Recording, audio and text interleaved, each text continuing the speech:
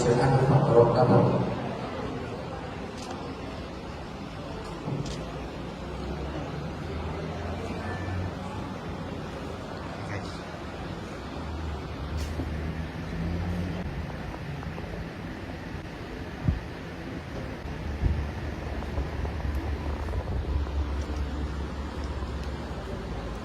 ในวันนี้ประธานพิธีจุดทูปเทียนบูชาพระไตรกราบพระรัตนตรัยจนต่อไปจาก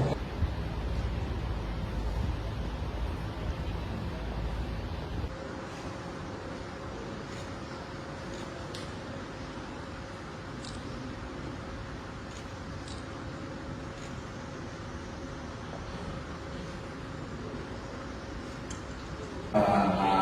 ติปานาเวรมณีสิกขาปะทัง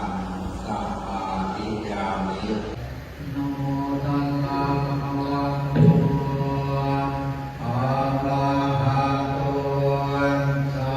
มมาสัมพุทธัสสะนะโมตัสสะภะคะวะโต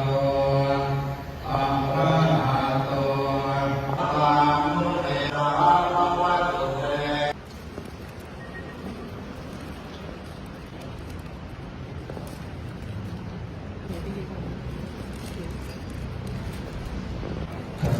ขณะนี้ประมาณถวายพระราชกุศลแด่หลวงพ่อ20 กรกฎาคมสำหรับเจ้าหน้าที่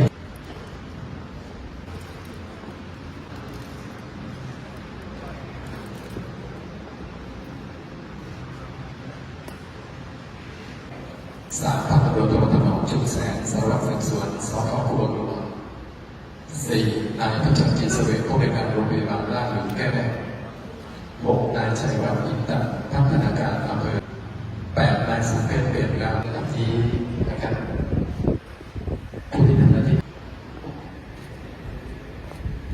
เอกาปฏิกาโกม